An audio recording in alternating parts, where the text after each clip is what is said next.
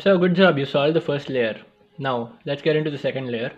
So as you could probably guess, the second layer is the easiest of all to solve. And by I mean like the workload is quite easy, and if you've already guessed it, good job. It's because there's only 4 edge pieces to solve in the second layer, because the centers are obviously already solved, right? So yeah, very simple step, very less time consuming step as well. So only 4 edge pieces, and I will show you all the cases you can possibly get. So let's get right into it. Now you can only have 3 cases for any edge piece that you want to solve. Now I see green reds here, right, in the top layer. So I look, and it has to obviously go between the green and red centers. So I move it across to a point where it pairs with its center. So I see green red here, green pairs up with its center, right? So I put it here. If it was red pairing up with the center, I would put it here, but we'll get into that. So green pairs up with the center. So the thing you do is, if it's pairing up with the center and has to go to the left, then you do this thing. Very intuitive. What you do is, you picture it as now essentially what you're doing is you're going to pair these two, right? And the way you pair these two is you get it out of the way, you get this up, because remember it has to go to the left, right? So you get the left one up, you move it back, you get it back. Now if you've noticed, we've made a pair. Once you've made a pair, go back to your first layer thing, because now you see we've disturbed one corner of the first layer, right? And in the first layer video I very clearly explained that once you get the corner on top, if white faces you, you get it out of the way, move it up, get it in, get it back, and we've solved the edge. Yay! So it's that simple, guys. It's that simple. So that's what you would do if it's going to the left. Now say we had the same piece, except now red is facing us. So we align it with the red. Now it goes to the right. So if it goes to the right, you do the exact same thing, except you mirror it. So when I say mirror it, I mean this goes to the right. So I get it out of the way, move this up because it's going here, right? Get it back, move it down. So as you can see, we made the same pair. Now again, a corner went from the first layer, right? So we go back to our first layer video where you make white face you.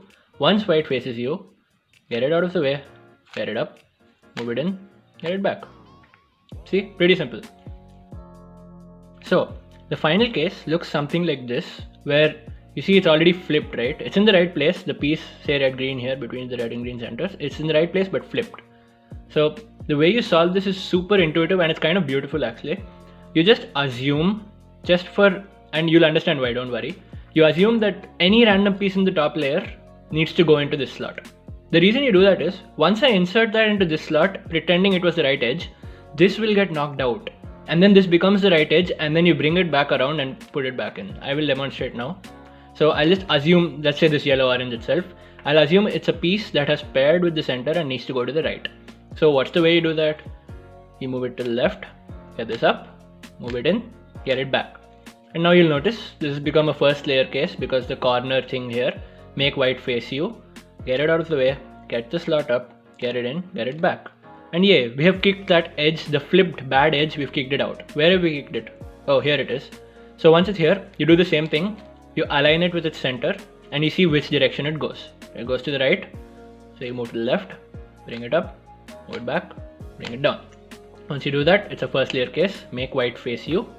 Once white faces you, move it away, get this up, bring it in, get it down. Simple. So I will now summarize.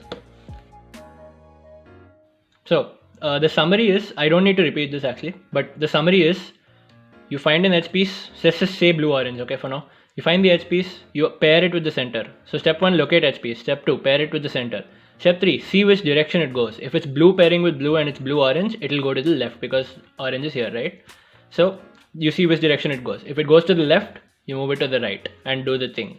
Same thing, don't worry about it. It's the same exact thing. Okay? Then if it goes to the right, then you do the opposite.